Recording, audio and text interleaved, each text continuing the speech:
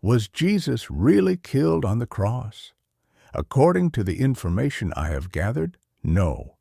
According to the information I have gathered, the answer to this question is no. However, according to the Bible, the story is told somewhat differently.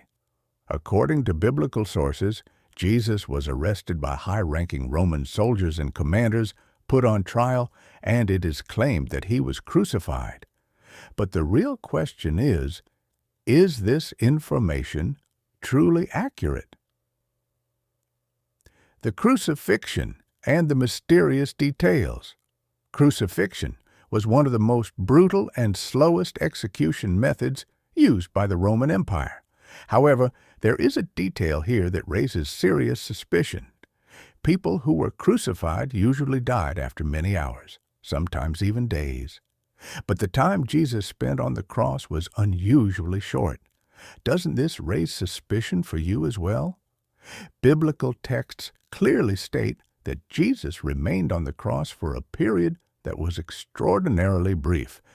Because of this, one question has echoed through the centuries. Did Jesus really die, or did he merely lose consciousness? The Roman soldiers and a deepening doubt. Roman soldiers were highly experienced in executions. Yet a detail mentioned in the Bible creates deep doubt. Jesus' legs were not broken. Normally, the legs of crucified individuals were broken to speed up death. But this was not done to Jesus. Why? Because the soldiers believed that Jesus was already dead. Or was this part of a historical deception? Was Jesus truly dead, or was he only unconscious? The spear and the strange sign. Then something else happened. A soldier thrust a spear into Jesus' chest. The Bible describes this moment with a striking detail. Blood and water flowed out. Medical experts who have examined this description suggest this could have been pericardial fluid, meaning the person may still have been alive. This detail makes the question, was death truly certain, even more disturbing, and the mystery only grows deeper. The empty tomb. Jesus' body was placed in a tomb, but just 3 days later, Jesus was no longer there. According to Christian belief, this was the resurrection. But historians raise other possibilities. Was the body stolen?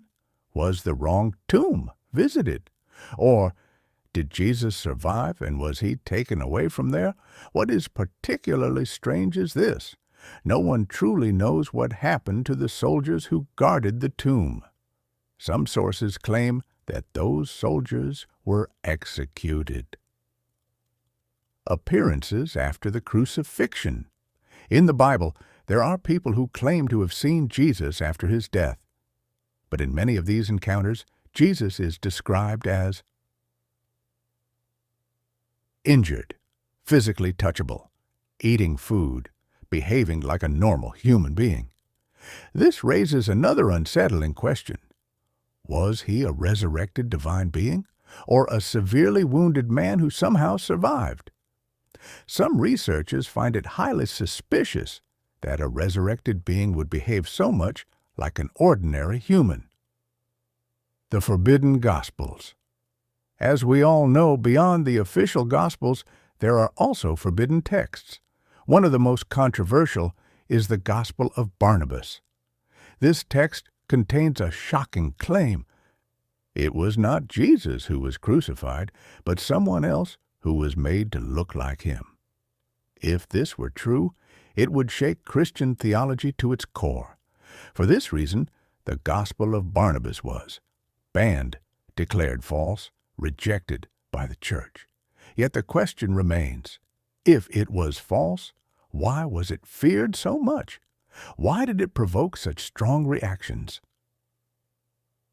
The Vatican Archives. The Vatican possesses one of the most secret archives in the world. Very few people have ever been granted access. According to conspiracy theorists, these archives contain contradictory documents about the crucifixion, Early Christian writings, texts claiming that Jesus survived, the Vatican denies these claims. Yet the archives remain closed, and anything kept hidden only fuels suspicion. The Quran and the crucifixion. The Quran contains a very clear statement. They did not kill him, nor did they crucify him. It was made to appear so to them. This verse states that Jesus did not die on the cross. For centuries, this claim has been one of the greatest points of debate between Christians and Muslims. Interestingly, some early Christian sects held beliefs similar to this view, but like many other mysteries, those sects were erased from history. How history was chosen. The Gospels we know today were selected after centuries of debate. Some texts were accepted, others were rejected. Why? To preserve unity of belief? To protect church authority? Or because some truths were simply too dangerous? There may be a definitive answer to these questions, but only those who truly seek the truth will find it. One thing is certain: history is written by the victors. Final question. Perhaps the real question is not, did Jesus Shahbaz